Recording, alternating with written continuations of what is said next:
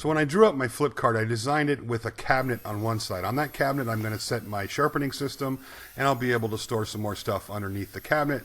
And then I made the top large enough that I could put my scroll saw on it if I set my scroll saw at a bit of an angle. On the opposite side, I'm going to add my planer. Now, because I don't want to spend a lot of time ripping material down, I'm using 2x4s in their full size. I'm not sharpening the edges. Now, when I butt these two pieces up, that'll look kind of goofy. So instead of trying to hide it, I accentuated it by planing off a bit of the corner.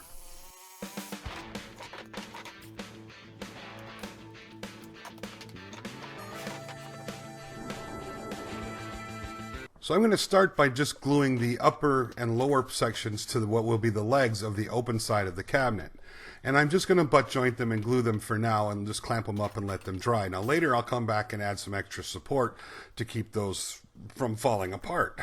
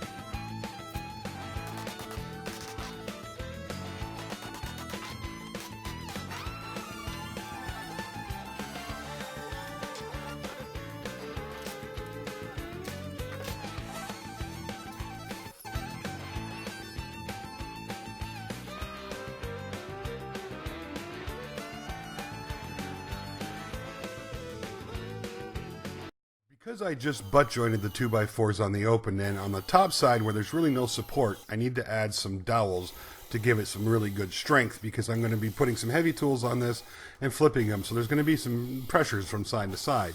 So to do that, I came in with a Forstner bit and drilled a hole about 1 inch deep, because I didn't want to start with a twist bit. A twist bit will always give you a little bit of a tear out at the top of a hole, or a standard twist bit will anyway.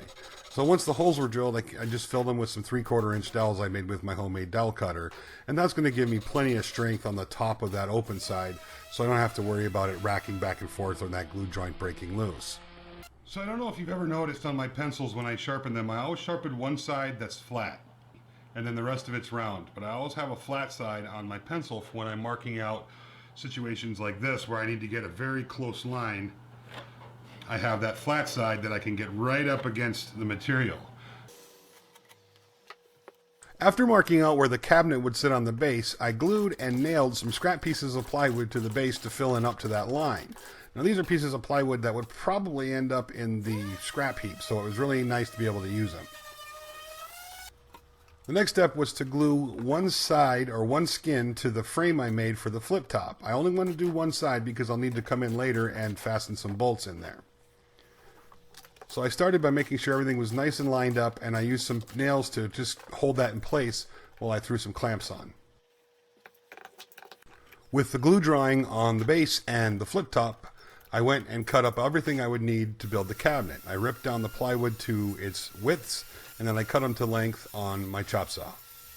A common mistake I see on YouTube a lot is when you're cutting a piece of wood that's a little bit wider than your chop saw's capacity, is people go as far as they can and then they flip it over, when you really should only go about halfway through the width. You're going to get a lot more accurate cut if you only cut halfway through the material, flip it over, and go halfway through the material.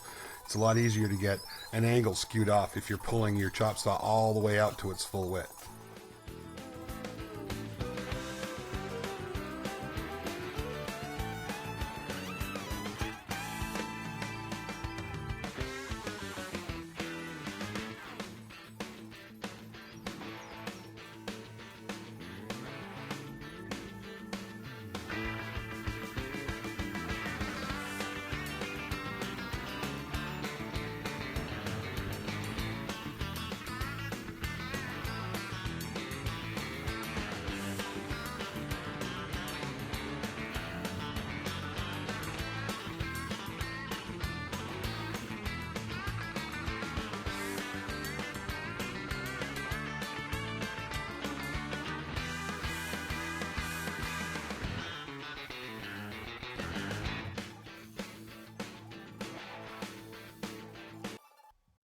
off camera, I added some shelves to the cabinet, and then I'm going to glue it to the base as well.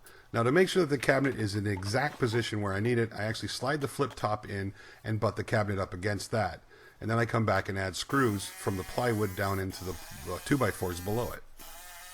And this is going to make sure that when I flip that flip top around, everything is exactly like I need it.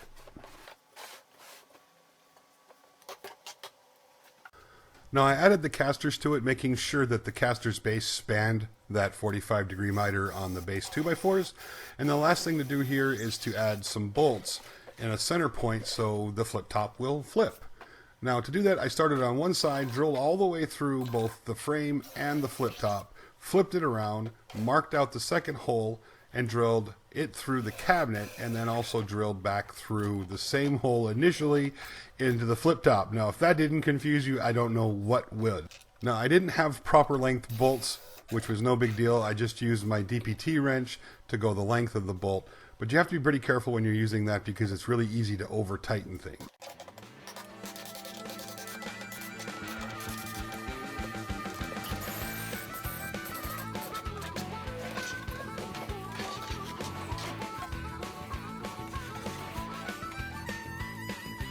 So the second to last step is to add the second skin to the other side of the flip top. Now I'm just going to screw that down in case for some reason I need to take the top off. I can just unscrew that piece of plywood, and that'll give me access to those nuts and bolts so I can loosen them up. And then the last thing was just to add the tools.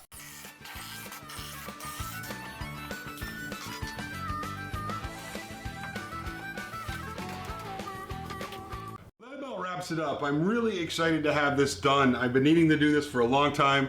I've got my scroll saw and my planer and my sharpening system and a lot of storage space that I can put some paint cans in and keep all my sharpening stuff in. So, and it's mobile. I can move it around if it's in the way or stick it in a corner, which is really cool. So thank you very much for watching. Now there are some free plans for this available on my website. There'll be links in the description box below. And every once in a while I like to remind people that I'm on Instagram. So if you want to see what's happening in the shop, as it's happening in the shop, go check me out on Instagram. I post pictures over there all the time. Now we got lots of fun projects coming for you.